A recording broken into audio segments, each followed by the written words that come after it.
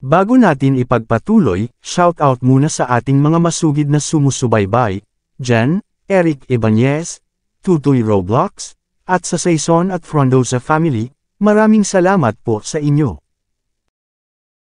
Kabanata 3641. Alas 7 ng gabi, nakaupo si Harvey York sa loob ng kotse ni Eleanor Stanton at pumasok sa loob ng pamilya Bauer Manor na walang sagabal. Napatingin si Harvey sa paligid niya pagkababa niya ng sasakyan. Ang manor ay matatagpuan sa labas ng Floatwell. Ang mga gusali ay kaakit-akit, at ang tanawin ay makapigil hininga. Medyo malapit din ang Holy Lake sa lugar. Sinabi ng mga alamat na palaging naliligo si Jeff Bauer sa Holy Lake bilang bahagi ng kanyang pagsasanay. Naghihintay sa iyo sina Young Master Bauer at Mrs. Lopez, Sir York. Magalang na pinapasok ng ilang gwardya si Harvey sa gusali ng ibunyag ni Eleanor kung sino siya. Sir York, idinaos ni Young Master ang salo-salo ng mas maaga upang ipakita sa iyo ang isang paghingi ng tawad at upang bigyan ka rin ng isang paliwanag, bulong ni Eleanor habang naglalakad sa tabi ni Harvey. Sinabi niya na si Joseph Bauer ang nanlinlang sa kanya upang kunin ang mga ari-arian ng alyansa sa negosyo ng Floatwell. Sana bigyan mo siya ng respeto. Mag-lighten up ka kapag kausap mo siya mamaya. Tapos, sinabi na niya sa akin na ita-transfer ang bawat property sa iyong ilalim. Kalmadong ngumiti si Harvey. Kung hindi ko siya iginagalang, wala ako dito sa sandaling ito. Siyempre, kailangan kong marinig ang paliwanag ni Young Master Bauer para makita kung ang lahat ng ito ay isang malaking hindi pagkakaunawaan. Isang magandang ngiti ang ipinakita ni Eleanor. Naiintindihan ko. Sa ganitong paraan, Sir York. Pupunta tayo sa Eclipse Building. Tumango si Harvey bago siya sumunod.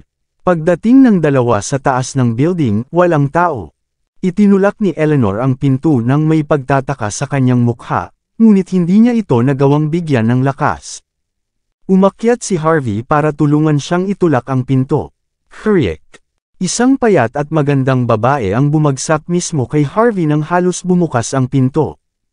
Tumalsik ang amoy ng dugo.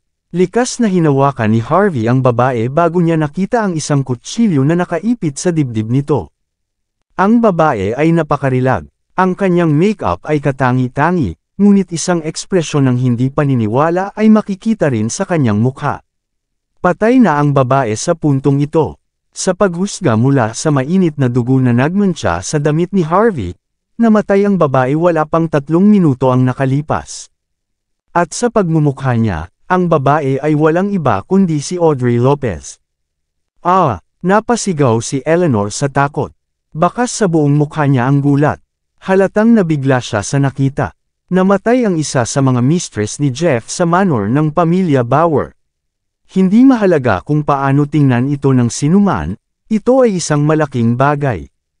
Aaminin ko, Sir York, isa kang matapang na tao. Agad na lumiwanag ang mga ilaw ng Eclipse Building. Isang round table na may 2 upuan ang makikita sa harap mismo ni Harvey. Si Jeff ay naghihiwa ng kanyang steak sa sandaling iyon. Ang upuan na nakalaan para kay Harvey ay tila medyo nagulo. Kasabay nito, walang kutsilyo sa kanyang lugar ng mesa. Malamang na nakadikit ito sa puso ni Audrey. Itinaas ni Jeff ang kanyang ulo habang bahagya niyang ninunguya ang kanyang marbled streak. Sinamaan niya ng tingin si Harvey na may pagtataka sa kanyang mukha. Taos puso kitang inimbitahan dito sa isang kainan. Maging ang mga sangkap ay ipinadala dito mula pa sa Island Nations. Bakit mo pinatay ang may bahay ko sa harap mismo ng mukha ko? Kahit na nasaktan kanya dahil sa mga ari-arian ng alyansa sa negosyo ng Floatwell. Hindi mo siya basta-basta mapapatay ng ganyan. Ito ay ilegal. Nakakagulat ang mahinahong mga salita ni Jeff Bauer. Si Eleanor Stanton, na nakatayo sa tabi mismo ni Harvey York, ang kanyang mukha ay ganap na walang kulay. Sa sandaling iyon, naunawaan niya na walang intensyon si Jeff na makipag-ayos kay Harvey. Sa halip, handa siyang e-frame si Harvey at ilabas siya. Obviously, nagiging desperado na siya. Kasabay nito, 12 ng mga eksperto mula sa pamilya Bauer ang lumitaw mula sa magkabilang panig ng bulwagan. Nagpakita ang mga taong iyon ng malamig na tingin na may mga maskara sa mukha at palakol sa kanilang mga likod. Naturally, hindi sila magdadalawang isip na gawing tadtara ng karne si Harvey kung gugustuhin ni Jeff. Nakasuot ng puting robe ang senior ng Longmen Warband na si Arya Johnson habang nakaupo sa isang sulok. Walang emosyon niyang tinitigan si Harvey na para bang nakatingin sa isang patay. Ang mga away ay maaaring mangyari anumang oras. Ang dugo ay dadanak sa lahat ng dako anumang oras. Marami akong naranasan, young Master Bauer. Alam kong may balak kang gawin ngayong gabi. Ang sabi, mas tanga ka pa sa inaakala ko. Gusto mo akong e-frame sa pamamagitan ng pagpatay sa iyong kasintahan, na nakaaway ko. Sino ang nakaisip ng ideyang ito sa unang lugar? Sa puntong ito, kailangan mong patayin siya ng mabilis. Baka mabaliw ka na hindi mo alam kung ano ang nangyari kung mahimalang nakaligtas siya rito. Kalmadong naupo si Harvey sa mesa bago pinunasan ng napkin ang dugo sa kanyang mga kamay. Nagpakita ng malamig na tingin ang mga tao sa paligid. Sa ilalim ng mga sitwasyong iyon, ang isang kalmado na tulad ni Harvey ay magiging walang takot o hindi handa. Malalim ang ekspresyon ng mukha ni Jeff. Akala niya ay magagawa niyang takutin si Harvey sa ganoong pag-aayos ngunit siya ay kalmado at buo pa rin gaya ng dati. Aaminin ko, Sir York, medyo may kakayahan ka. Ngumiti si Jeff ng mahinang ngiti. Kailangan ko talagang e-toast ka sa pagiging kalmado mo ngayon. Paano ito? Kumain at uminom ng kahit anong gusto mo dito. Mag-uutos pa ako para sa iyo kung hindi pa iyon sapat. Hindi ka na magkakaroon ng isa pang pagkakataon na magkaroon nito. So gusto mo talaga akong patayin? Casual na kinuha ni Harvey ang kanyang kagamitan at kumain ng isang piraso ng bamboo shoot. Mas mabuting mag-isip ka bago ka kumilos, young Master Bauer. Mukhang may dahilan ka para e-frame ako. Pero, sigurado ka bang hindi ako aalis sa sitwasyong ito? Nakalimutan mo na ba ang nangyari sa Charity Garden? Isang malamig na tawa ang pinakawalan ni Jeff. Siyempre hindi. Kaya't naghanda ako ng 300 miyembro para lang sa iyo. Lahat ito ay mga elite mula sa pamilya Bauer. Hindi lang sila may kakayahan, kundi tapat din sila sa pamilya. Naniniwala ako na kaya kanilang pagodin sa buong lakas nila, kahit na hindi kanila kayang patayin. Kung tutuusin, tao ka lang, hindi isang makina. Sobra mo akong pinahahalagahan. Napabuntong hininga si Harvey bago kalmadong tumingin sa ilang punto ng talampas ng Eclipse Building. Ang mga taong may mga pana at sniper rifles ay ipinakalat sa buong lugar. Ito ay talagang isang nakakatakot na tanawin. Pero may hindi ako maintindihan. Dapat alam mo kung gaano kahirap para sa akin na harapin ito. Kung ganoon, bakit patuloy ka pa ring lumalapit sa akin? Maayos tayo na magkasama kapag nagtutulungan tayo ng ilang beses. Basta ibabalik mo ang ari-arian ko at humingi ng tawad, iisipin ko man lang na patawarin ka, di ba? May mapait na ekspresyon ang mukha ni Harvey York. Bakit ka nag-abala sa paggawa ng gulo ng lahat?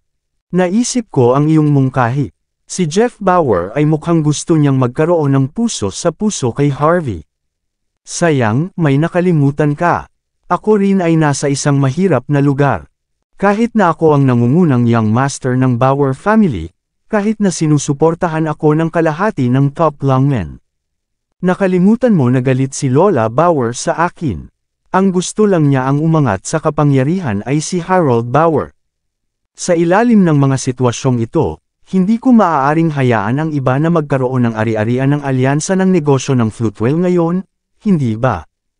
Sisirain ko ang aking kinabukasan sa pamamagitan ng paggawa nito.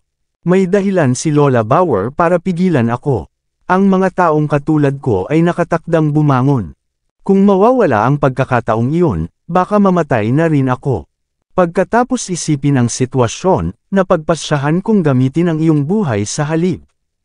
Huwag kang mag-alala. Kapag namatay ka, sisiguraduhin kong makakahanap ka ng magandang libingan.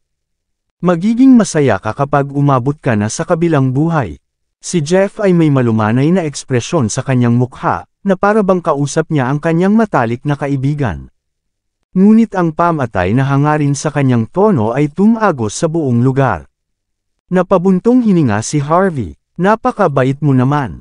Sabihin mo sa akin, bibisita ka rin ba sa puntod ko sa susunod na taon? Siyempre, mag-aalay pa nga ako ng panalangin para maipagpatuloy mo ang iyong paglalakbay ng walang anumang pag-aalala. Tumango si Harvey na may ngiti sa labi. Naiintindihan ko. Hayaan mo akong magtanong ng iba. Anong balak mong gawin kay CEO Stanton dito?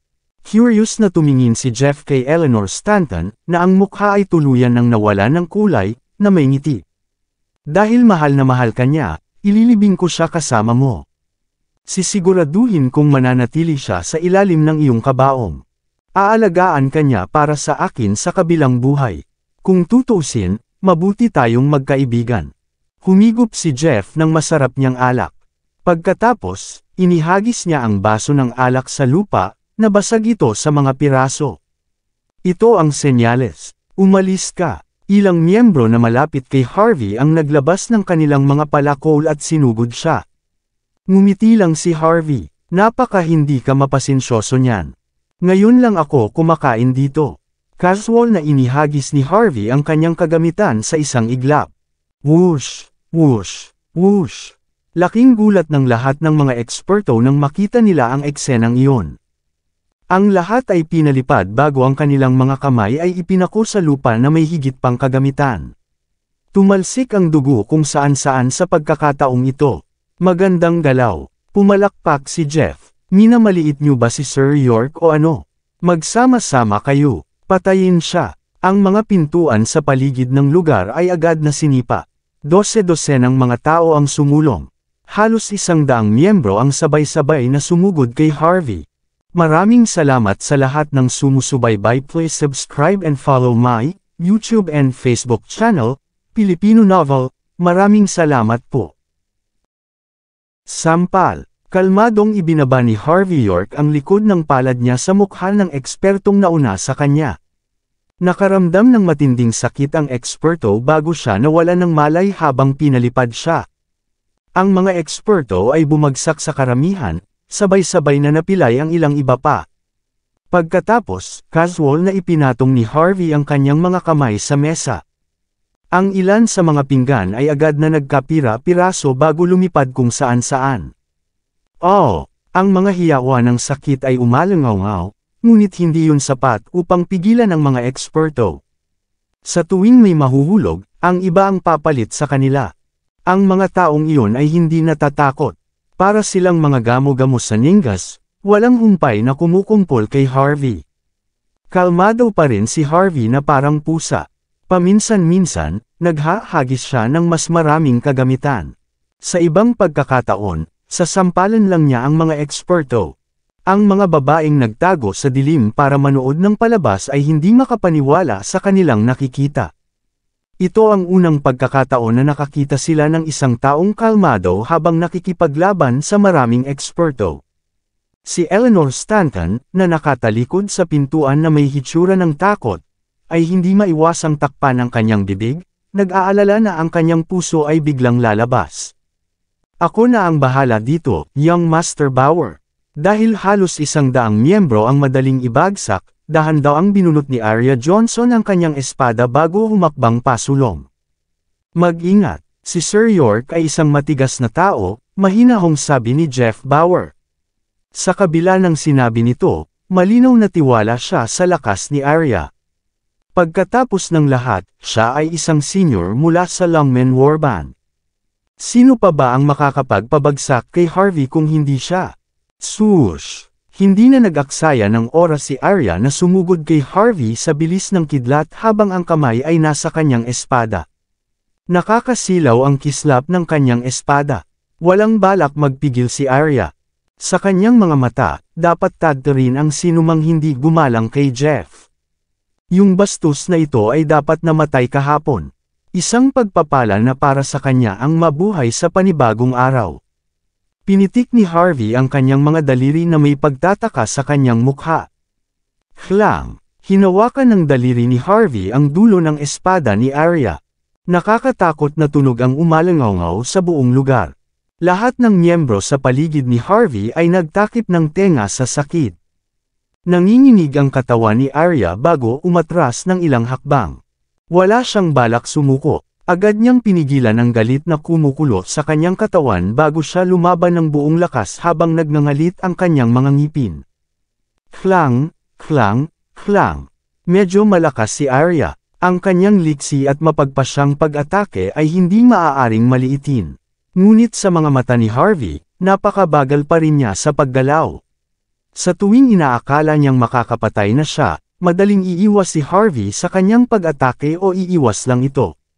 Ang malutong na tunog at mga after-image ay pinaghalo, na nakakamangha sa mga nakapaligid sa kanila.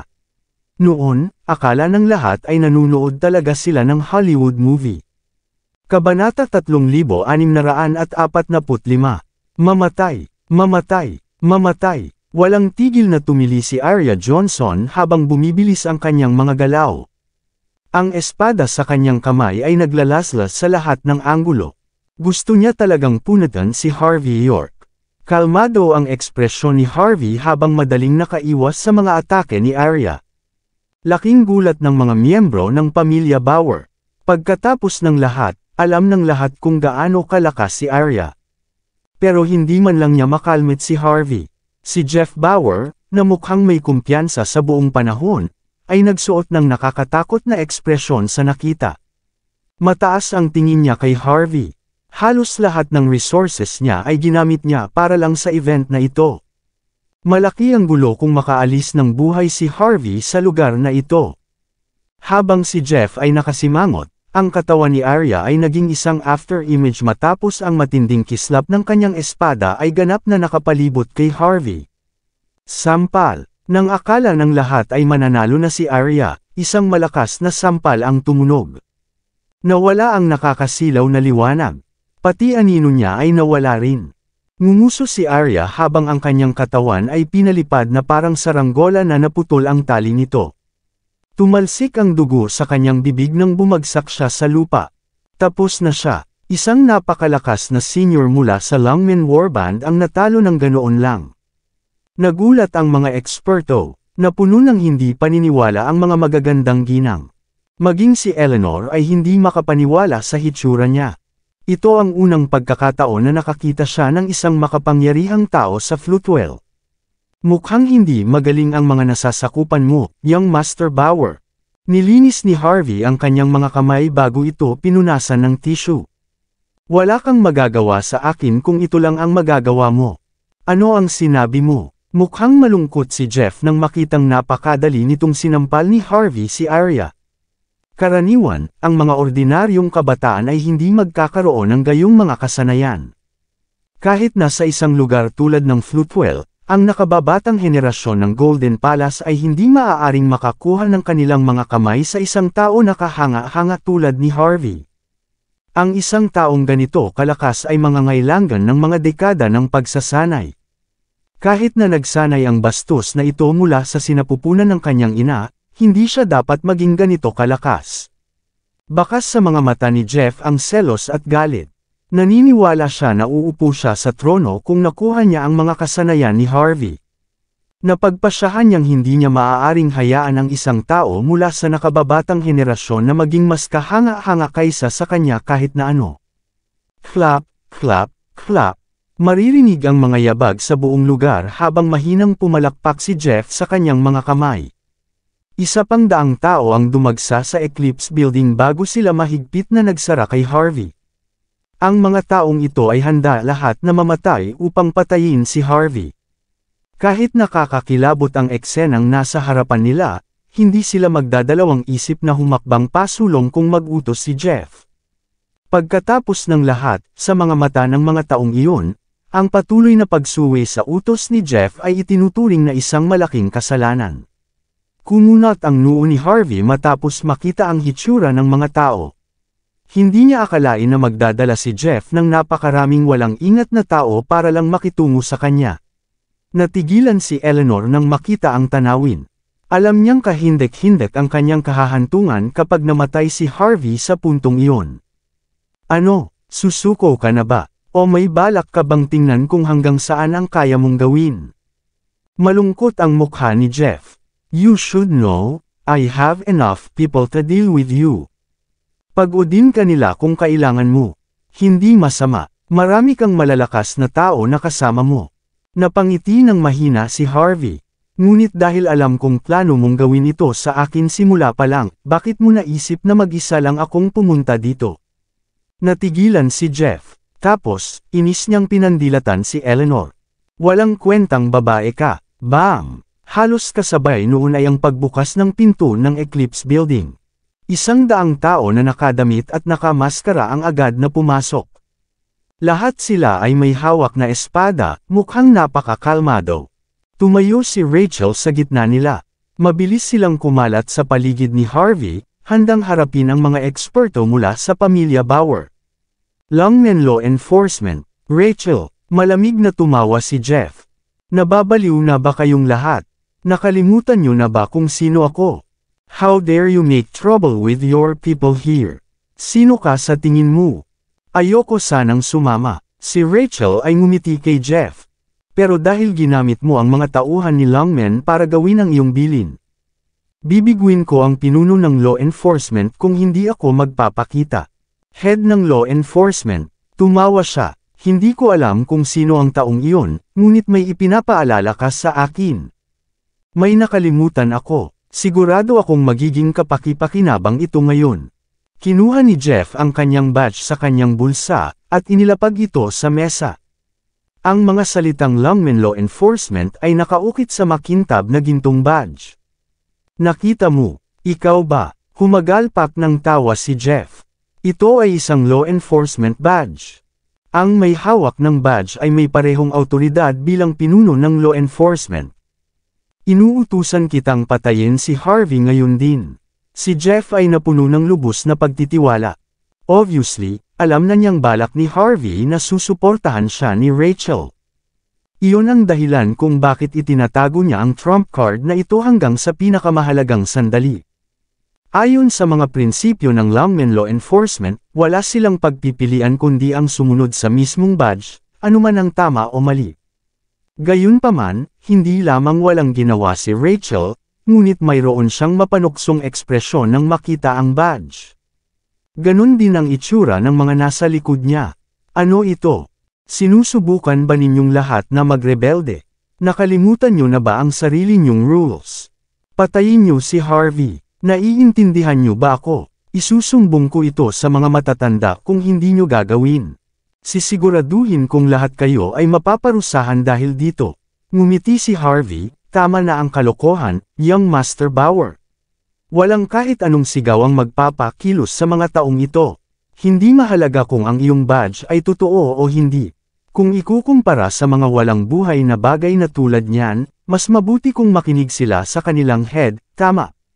Anong ibig mong sabihin? Malamig na tumawa ulit si Jeff. Aba, nasaan ang head? Ni hindi ko siya nakikita.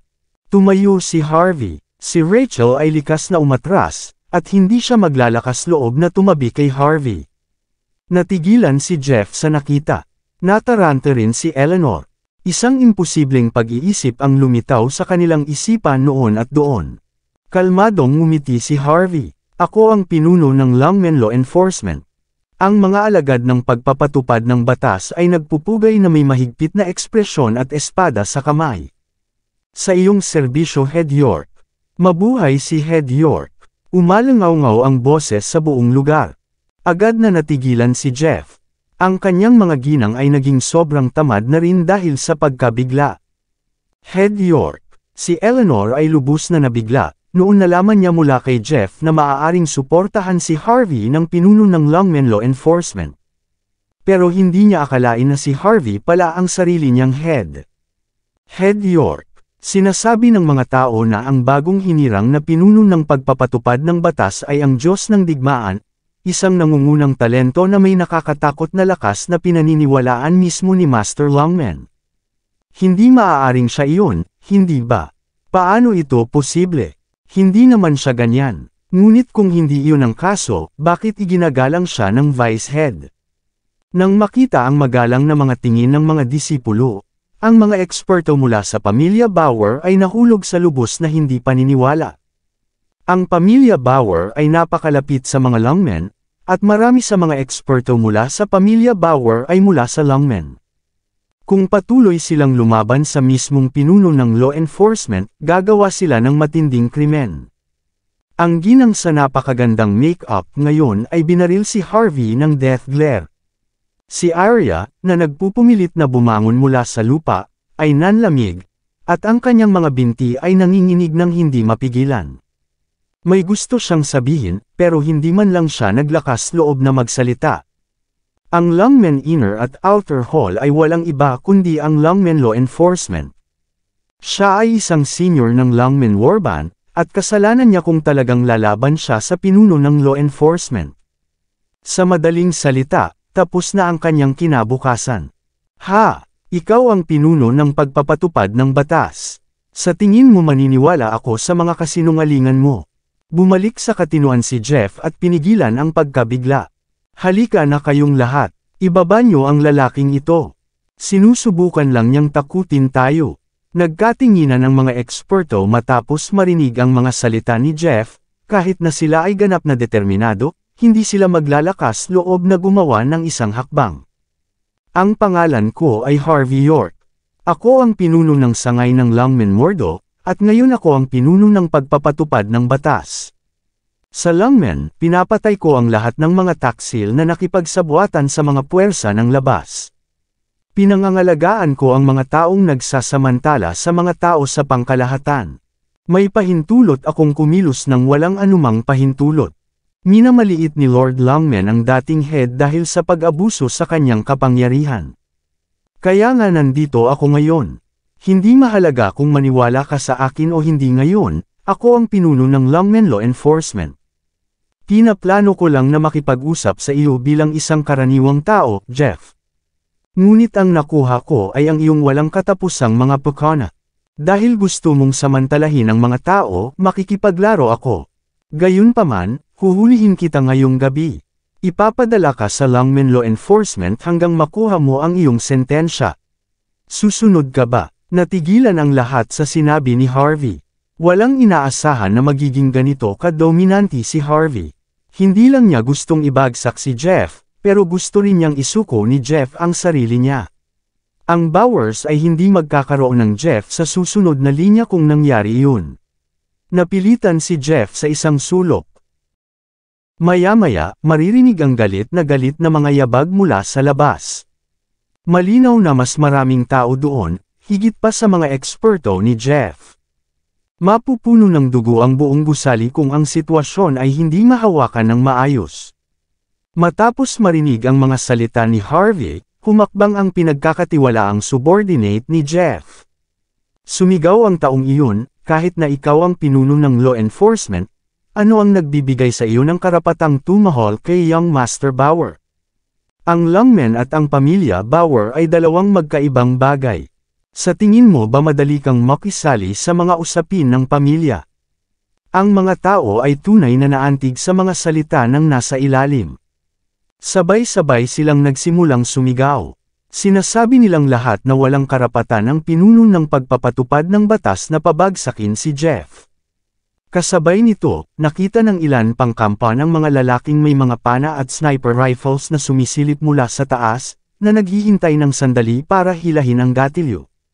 Tama, walang karapatan si Lungmen na pamunuan ng pamilya Bauer. Ang mga salita ni Harvey ay nagpatigil sa buong madla. Ang sabi, si Young Master Bauer ay sinusuportahan ng kalahati ng mga pinuno ng sangay ng Lungmen kasama ang inner at outer hall. Ginamit niya ang mga mapagkukunan ng Lungmen. Sa madaling salita, si Lungmen ang kanyang taga-suporta. Dapat siyang ituring na isa sa mga nakatataas ng Lungmen sa puntong ito, tama ba? Ngunit sa isang napakahalagang sandali, sinabi ninyong lahat sa akin na hindi ito kayang hawakan ni Lungmen. Nagbibiro ba kayo? Agad na tumigil ang hiyawan, at hindi nila alam kung paano pabulaanan ang mga salitang iyon. Tama si Harvey. Itinuring na si Jeff na nangunguna sa mga Lungmen, dahil naubos na niya ang napakaraming mapagkukunan ng organisasyon. Ngunit hindi pa ako opisyal na sumali sa Lungmen, Harvey. Tumayo si Jeff na may naghihialong ekspresyon. Sa tingin mo sasang-ayon ang mga tao sa iyo kung mahuli mo akong gumagamit ng mga panuntunan ng Lungmen? Maaari bang sundin ng iyong mga estudyante ang iyong mga utos? Nagbigay ka ng magandang punto. Tumango si Harvey na may makatwirang tingin. Dahil gusto mong makipag-usap sa akin, Jeff, ikalulugod kong gawin ang obligasyon ko. Magpatuloy. Ipagkalat ang salita. Mula ngayon, ang mga tao sa Longmen na nakikinig sa mga utos ni Jeff ay papatayin ng walang pag-aalinlangan. Kahit na ang mga matatanda ay hindi mabubuhay. Ayon sa gusto mo. Sigaw ng mga alagad ng law enforcement. Tahasan na pinutol ni Harvey ang suporta ni Jeff. Kung wala ang Longmen, wala si Jeff. Maari niyang mailabas si Jeff anumang oras. Wala kang kahihiyan, Harvey. Gusto lang punatan ni Jeff si Harvey. Tama na, young Master Bauer. Itigil mo na ang kalokohang ito. Nag-cross arm si Harvey, na nagyayelo ang mukha. Binibigyan kita ng dalawang pagpipilian. Number 1. Aminin mo na ikaw ay bahagi ng Longmen at tanggapin ang iyong parusa. Number 2. Huwag tanggihan ang katotohanan iyon, at sasama ka sa aking mga tao. Maaari kitang iligtas sa nangyari ngayon, ngunit mula ngayon, kailangan mong ganap na putulin ang relasyon kay Longmen. Ang sinuman sa Longmen na may koneksyon sa iyo pagkatapos nito ay agad na mapapatalsik. So, paano ka pipili? Malamig na singhal ni Jeff. Wala akong pipiliin. Kung papatayin kita ngayon, magagawa ko ang lahat ng gusto ko. Swoosh! Kinuha ni Harvey ang inisyatiba at humakbang pasulong. Ang kanyang mga paggalaw ay tila hindi mabilis sa mata, ngunit sila ay mas mabilis kaysa sa imahinasyon ng sinuman. Sa isang kisap mata, nakatayo na siya sa harap ni Jeff. Ang mga pinagkakatiwalaang subordinate ni Jeff ay hindi man lang nakapag-react sa sitwasyon. Sampal, si Jeff, na sumigaw upang lumaban, ay agad na pinalipad ng isang malakas na sampal sa kanyang mukha, at tumalsik ang dugo kung saan-saan nang bumagsak siya sa isang haligi sa likuran niya. Bago pa siya makatayo sa lupa ay may malamig na kamay ang humawak sa kanyang leeg. Sampal, itinapat ni Harvey ang likod ng kanyang kamay sa mukha ni Jeff, nagising si Jeff nang malapit na siyang mawala ng malay. Napaka-boring mo, young Master Bauer. Bakit kailangan mong maging sakam sa parusa? Pagod na ako sa pakikipag-usap sa'yo. Tinatanong kita sa huling pagkakataon. Paano ka pipili? Natahimik ang karamihan. Paano? Paano ito posible? Si Jeff ay isang martial artist. Kahit na hindi siya Diyos ng digmaan, hindi siya magkakaroon ng problema sa pakikipaglaban sa 10 tao ng sabay-sabay. Gayunpaman, wala siyang lakas para labanan si Harvey. Safe to say, si Jeff ay kasing kawawa rin ng dati niyang pagka-arrogant. Ang mga mistresses lahat ay nahulog sa lupa sa pagkabigla, at gusto nilang humingi ng tulong, ngunit hindi sila makapagbitaw kahit isang salita. Tuluyan na silang bumagsak noon. Si Jeff ay isang napakalakas na figure, kaya walang inaasahan na hahantong siya sa ganito. Pinandilatan ni Jeff si Harvey na ang alikabok at dumi ay nasa kanyang buong mukha. Isang masakit na pag-ubo ang kanyang pinakawalan. Hindi ko akalain na mangyayari ito. Sanayin ko ang buong buhay ko para dito. Hindi maiangat ni Harold ang isang daliri laban sa akin, kahit na sa tiwala ni Lola Bauer. Nag-ipon ako ng napakaraming kapangyarihan para lumaban ako para makabangon ako sa kapangyarihan. Ako ang naging master ng isa sa nangungunang 10 pamilya. Maaari kong pangunahan ang pamilya sa tuktok kung may pagkakataon ako. Pero sayang lang ang plano ko, at nabigo pa rin ako. Inaamin ko ang pagkatalo ko sa pagkakataong ito. Mabuti. Ngumiti siya. Mahalagang malaman ang iyong sariling mga limitasyon. At least kaya mong mapanatili ang buhay mo ng ganyan. Binitawan ni Harvey si Jeff at pinunasan ng tisyo ang mga daliri niya. Nakaupo si Jeff sa lupa na may pagtatampo at namumuong tingin. Tuluyan na siyang natalo. Dito, ipadala si young Master Bauer pabalik sa Longmen Law Enforcement. Makipagkwentuhan ako sa kanya ng mahaba. Gusto kong makita kung gaano karaming mga tao mula sa Longmen ang nagtatrabaho para sa kanya. Paumanhin, ngunit hindi ka magdadala ng sinuman sa kanila ngayon. Biglang umalangaw ang isang malayo at marangal na boses sa buong lugar. Maya-maya pa ay sinipa ang pinto. Daan-daang mga mersenaryo ang dumagsa, at itinutok ang kanilang mga kargadong baril kay Harvey at sa kanyang mga tauhan. Ang mga taong ito ay may mabangis na tingin, ang kanilang mga mata ay walang kahit kaunting emosyon, at halatang lahat sila ay lumaban sa madugong mga larangan ng digmaan. Napakatahimik ng karamihan, at wala kahit isa ang makapag-react sa sitwasyon. Walang nag-iisip na magkakaroon ng mga bagong problema sa sandaling maayos ang mga bagay. Maya-maya, lumabas mula sa karamihan ang isang lalaking naka-white shirt, gold-rimmed glass, at maayos na estilo ng buhok.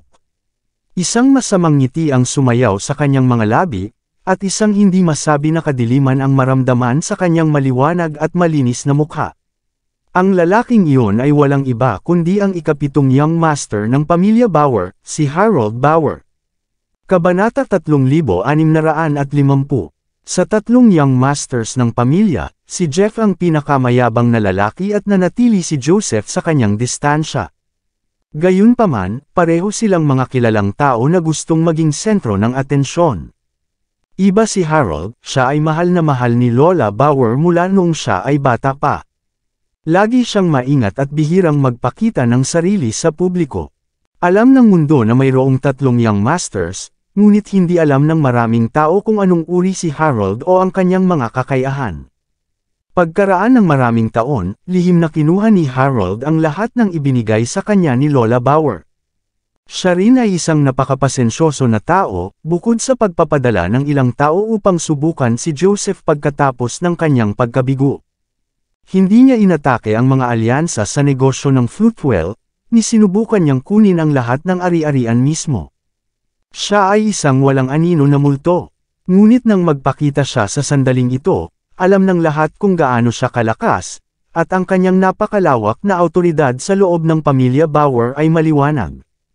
Ang kanyang presensya at atensyon lamang ay nalampasan sina Jeff at Joseph. Kakaibang ngiti ang ipinakita ni Jeff nang makita si Harold. Sa wakas nandito ka na. Sayang at medyo late ka. Kalokohan. Ngumiti pabalik si Harold. Mayroon kang malakas na suporta, na ang kalahati ng mga superiors ng Longmen ay sumusuporta sa iyo. Hindi ako pwedeng magpakita na lang bago siguraduhin tapos ka na, hindi ba? Siyempre, medyo late ako dumating. Sayang hindi ko nakita ang mukha mong nasampal. Hindi nag-abalang tingnan ni Harold si Jeff, na walang pinagkaiba sa isang pilae. Ikaw ay dapat si Sir York, hindi ba? Sabi ni Harold, na nakatingin kay Harvey nang nagtataka. Masusing ginawa mo si Joseph para sa akin, at ngayon si Jeff. Hindi pa tayo nagkikita, pero marami kang ginawa para sa akin. Sisiguraduhin kong padadalhan ka ng isang imbitasyon upang masaksihan ang aking paggising. At, sabi ni Harvey, gusto kong umalis ka at ang iyong mga tao. Iwan mo sa akin ang lugar na ito. Pinilayan mo ang aking kapatid, ngunit hindi ko ito maaaring hayaang mahulog sa iyong mga kamay sa ngayon. Kung tutuusin, marami siyang sekreto tungkol sa pamilya. Kung ibibigay mo ito sa akin, ipinapangako kong ibibigay ko ang lahat ng ari-arian ng Fruitwell Business Alliance na kinuha niya sa iyo. Paano ang tunog na iyon? Pinanliitan ni Harvey ng mata si Harold, at tumawa. Kaya sinasabi mo habang ginagawa ko ang lahat ng ito. Aanihin mo ang aking mga nasamsam, bago ako ihagis ng walang ingat sa susunod. Ngumiti siya. Hindi yan totoo, Sir York. Sa tingin ko ito ay isang magiliw na pakikipagtulungan sa pagitan natin. At saka, matutulungan kitang linisin ang iyong kalat para pigilan ang pamilya sa pagkontra sa iyo. Ibabalik ko ang iyong ari-arian sa isang piraso. Mamimiss mo lang si Jeff sa puntong ito. Anong masama dun?